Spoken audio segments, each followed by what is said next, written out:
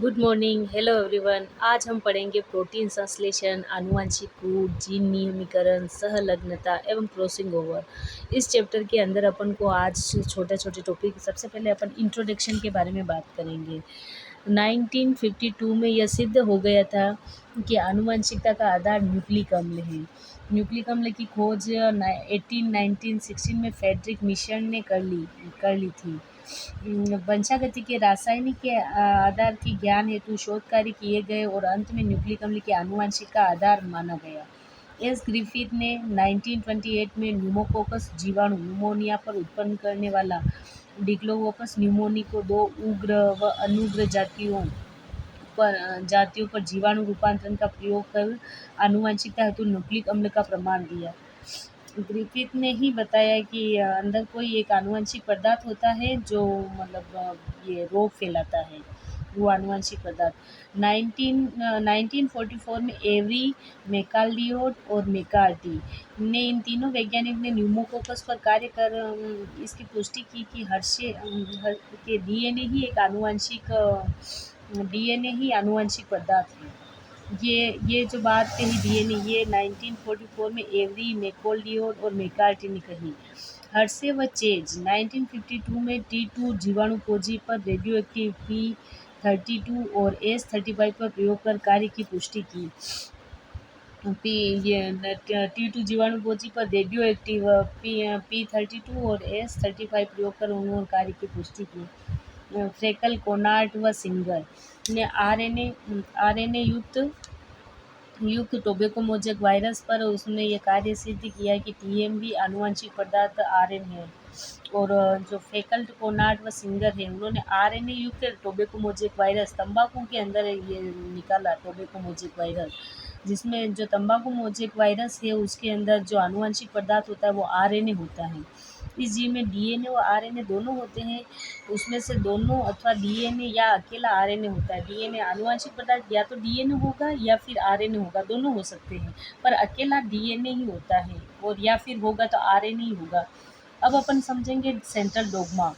सजीवों में प्रोटीन संश्लेषण डीएनए के प्रत्यक्ष नियंत्रण में होता है। प्रोटीन संश्लेषण का जो डीएनए, ये किंतु जीनों में डीएनए ना होकर केवल आरएनए होता है, लेकिन जीनों के अंदर डीएनए नहीं होकर आरएनए होता है। इस कार्य केवल आरएनए के नियंत्रण होता है। प्रोटीन अमीनो अम्ल के बहुलक होते हैं। सभी प्रोटीन अमीनो अम्ल के बने होते हैं। अमीनो अम्ल रेखीय क्रम में जुड़कर एक लंबी पॉलीपेप्टाइड श्रृंखला बनाते हैं। और प्रोटीन संश्लेषण हेतु 20 प्रकार के अमीनो अम्ल होते हैं। 20 प्रकार के अमीनो अम्ल से विभिन्न प्रकार के प्रोटीनों का निर्माण होता है। 20 प्रकार के अमीनो अम्ल से विभिन्न प्रकार के प्रोटीन का निर्माण होता है। केवल मात्र अमीनो अम्ल के अनुक्रम से परिवर्तन होने से प्रोटीन की क्रिया व स्वभाव में परिवर्तन आ जाता है। प्रोटीन में अमीनो अम्ल का अनुक्रम डीएनए में पाए जाने वाले नाइट्रोजन क्षार के अनुक्रम के आधार पर होता है।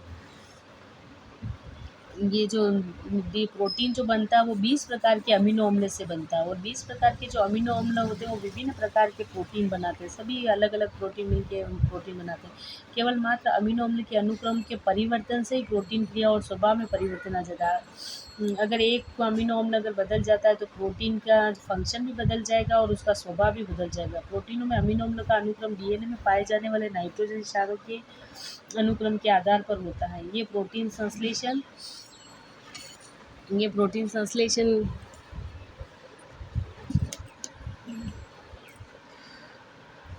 के समय डीएनए में निहित आरएनए को दी जाती है। आरएनए संदेशवाहक का कार्य करता है और पॉलीपेप्टाइड श्रृंखला के निर्माण हेतु सूचना का अनुवाद करता है। डीएनए से एमआरएनए बनना व एमआरएनए से पॉलीपेप्टाइड श्रृंखला प्रवाहित होती है। ये डीएनए है, डीएनए अपनी खुद की कॉपी बनाएगा तो उसको द्विगुणन या डुप्लीकेशन कहेंगे, रेप्लिकेशन। और डीएनए से आरएनए बनेगा उसको ट्रांसक्रिप्शन या अनुलेखन कहेंगे। आरएनए से प्रोटीन बनेगा उसको ट्रांसलेशन या अनुवादन कहेंगे। सूचना एक ही दिशा में प्रवाह को अणुजीव विज्ञान को सेंट्रल डोग्मा कहते हैं। एक ही दिशा में जो अणुप्रवाह का जीव उसी को सेंट्रल डोग्मा कहते हैं।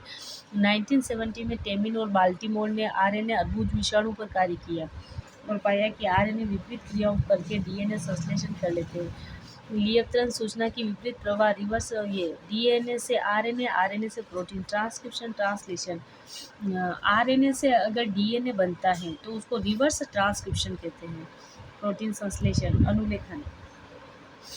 अनुलेखन, प्रोटीन संश्लेषण, इसके दो चरण होते हैं। अनुलेखन जिसमें डीएनए से एमआरएनए बनता है, ट्रांसक्रिप्शन, और न्यूक्लिक अम्ल प्रोटीन भाषा है, और ट्रांसक्रिप्शन। इसमें दो चरण, डीएनए से पॉलीपेप्टाइड श्रृंखला तक सूचना के वाहक कार्य का आरएनए करता है, और संदेशवाहक आरएनए एमआरएनए होता है। डीएनए की एक श्रृंखला सांचे की तरह कार्य कर आरएनए श्रृंखला का निर्माण करती है। इस प्रक्रिया में आरएनए पॉलीमरेज एंजाइम द्वारा उत्पादित होता है। एमआरएनए क्षारकों का अनुक्रम डीएनए क्षारकों के अनुक्रम के आधार पर होता है।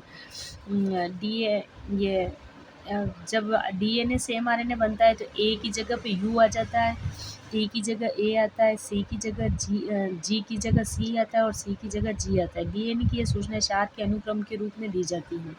यूकेरियोट कोशिका में 3 प्रकार के आरएनए पॉलीमरेज होते हैं। आरएनए पॉलीमरेज फर्स्ट, सेकंड और थर्ड होते हैं, परंतु प्रोकैरियोटिक कोशिकाओं में केवल एक आरएनए पॉलीमरेज होता है। अनुलेखन के समय आरएनए पॉलीमरेज डीएनए के प्रमोटर स्थल पर आबंधित होता है। जो आरएनए पॉलीमरेज आगे बढ़ता है, आरएनए पॉलीमरेज आगे बढ़ता है तो डीएनए का विकुंडलन होता जाता है। आरएनए पॉलीमरेज डीएनए के promoter site RNA polymerase DNA promoter स्थल पर आबंधित होता है। जो आरएनए पॉलीमरेज आगे बढ़ता है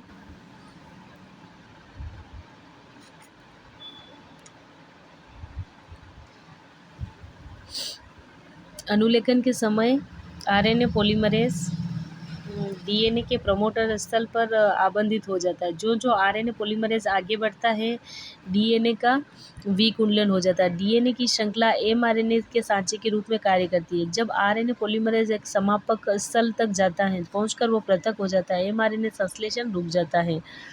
क्या आप जानते हैं कि ई कोलाई आरएनए पॉलीमरेज में 5 उप इकाइयाँ होती हैं? बीटा 1 डैश, सिग्मा, अल्फा और ओमेगा का बना होता है। सिग्मा, अल्फा ई कोलाई में रो कारक आरएनए संश्लेषण को समाप्त कर देता है। अनुवादन। अब अपन ट्रांसलेशन की बात करेंगे। तो आप ट्रांसलेशन